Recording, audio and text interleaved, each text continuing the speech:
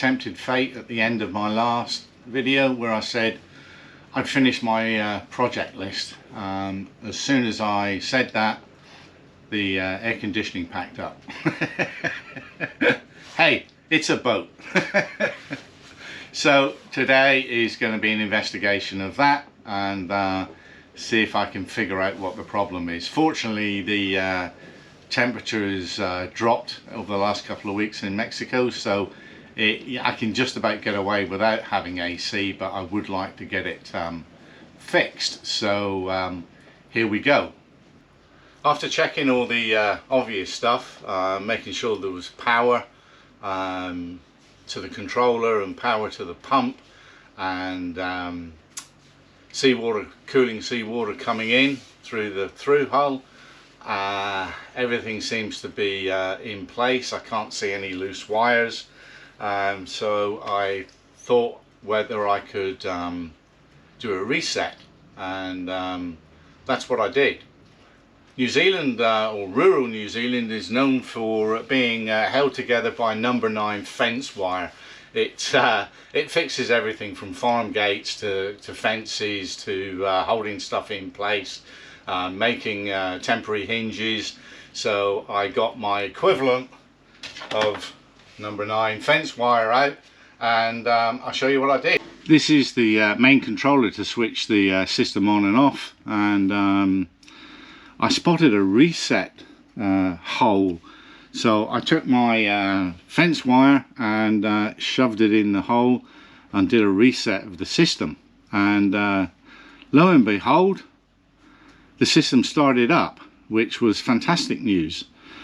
But then on further investigation, I found something rather odd, which I'm not really sure what it does and what its purpose is, but it's certainly part of the AC system. Let's have a look at that and see if you can make some sense out of it, because I couldn't. So here we are in the bilge. This is the main circulation pump for the AC, and this is the pressure side. And then I've seen this before, but I've never really taken much notice of it. I'm not sure of its purpose, but the seawater, cooling water, feeds through this pipe into the actual system. Strangely, when the seacock is open and the system is off, water continually streams out of here.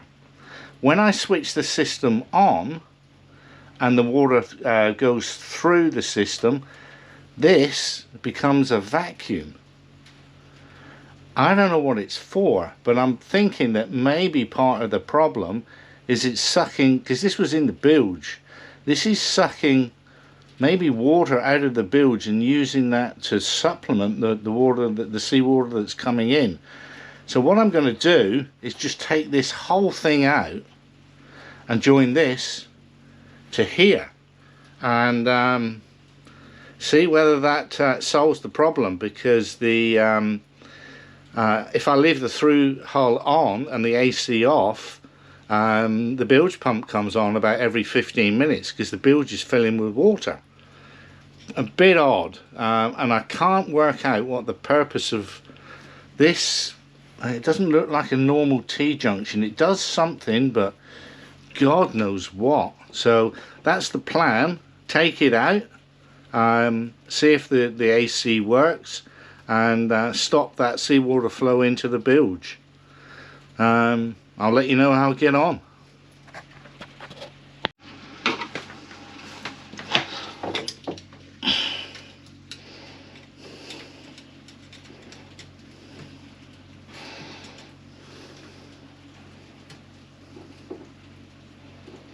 I'm hoping taking this off will solve the issue.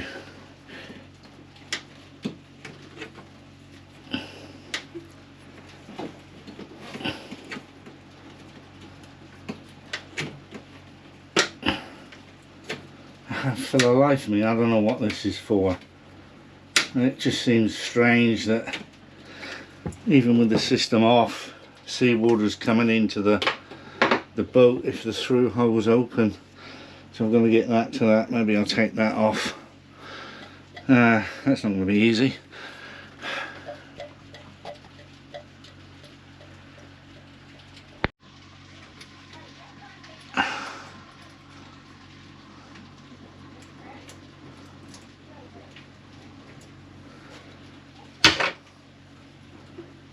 Oh, is this going to reach?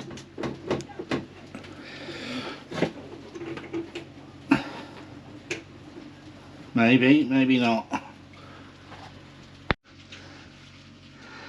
Oh, there it is. Get rid of this, whatever that was. Turn the through hole on and let's see. Well, the through hole's on. Let's dry this off and see if there's any leaks.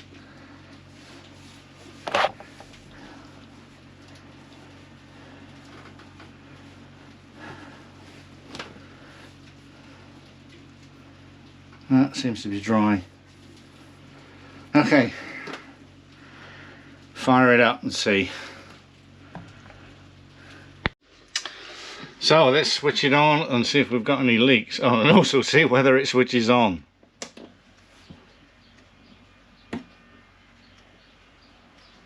No. Damn.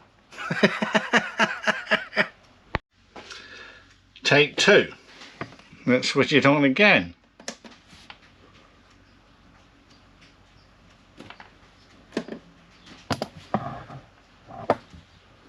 No. Jesus.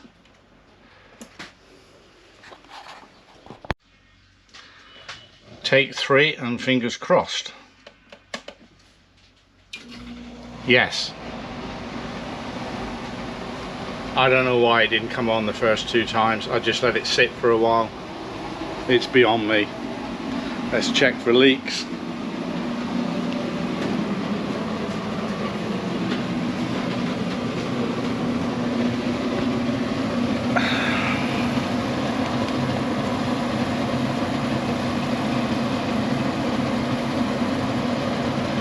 Well, doesn't appear to be any leaks. We'll see whether it cuts out. Weird. Very, very odd. And the other odd thing I discovered, that blue tube coming out here goes to the air conditioning unit, is about a 1 inch. And I don't know whether you're going to be able to see this, but this has got a tiny, tiny hole. So it obviously cuts it down, but there's still water pouring out the side, so I don't know. This is just... and it's got a filter on the end, which is clogged up. So if you've got any ideas, you could solve a mystery for me. Let me know what you think it's for. Yeah, it would be a great help to understand why. The other thing that's changed is the outflow of water. That's about twice as much as was coming out before, so whatever that contraption was restricting the water flow. But it's been working fine for 8 weeks, so oh yeah, I think it's time to clean the bottom. Maybe I can test out the new hooker, see what happens. But there, that's double the flow of water coming out. Well, after a cup of coffee, I can class that as a successful outcome.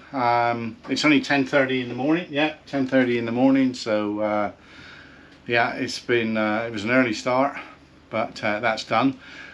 I'm going to try and finish. Oh, should I say the word finish? I don't want to tempt fate.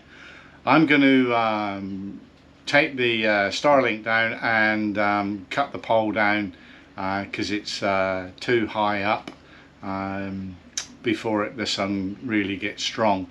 I'll show you what I mean by not only me but other people saying that it's a bit high. So I'll show you. There's the Starlink mount. As you can see, it is up fairly high. I'm probably going to chop 12-18 inches off of it and lower it down and get some smaller bolts so you don't have Frankenstein bolts sticking out the edge of the tubing. So yeah, I'm going to dismantle that and get on with that.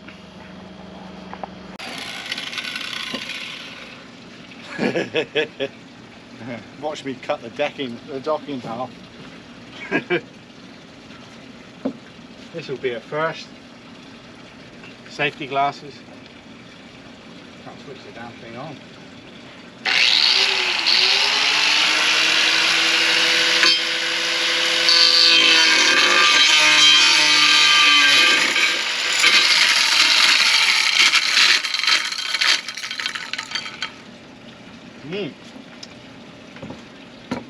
Cock up number one. Didn't have it tight enough. Oh well. Yeah. Well, it's always take twos. I'm going to leave this one in.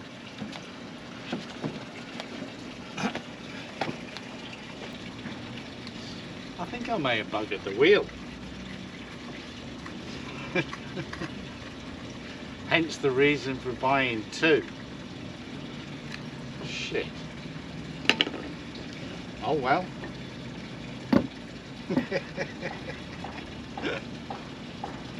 Oh dear.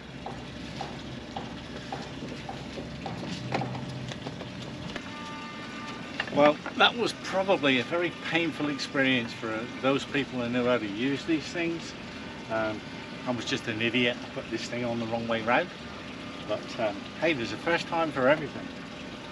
And the dock's still here.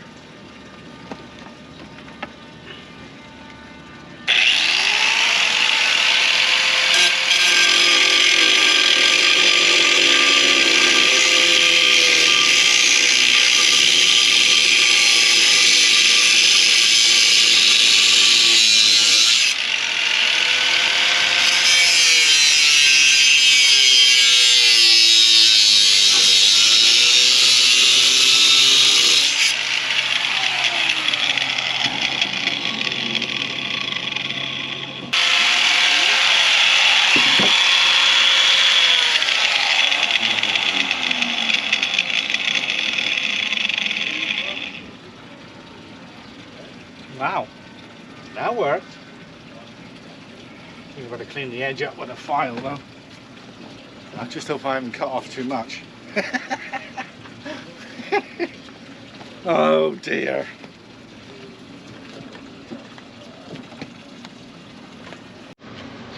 So that's the pole cut off and filed. It's not exactly straight, but fortunately it goes in the collar at the bottom and nobody can see it. It's not bad actually. And here's the collar that a friend of mine machined up. Goes over the Starlink antenna and fits inside the pole with a little grub screw to keep it all together. So it's going to look more professional than it is really. I must admit, I now hold tradesmen in high regard for the work that they do and the tools that they use, because wow, that was an experience. As you saw, also an experience and an absolute balls up, but got there in the end.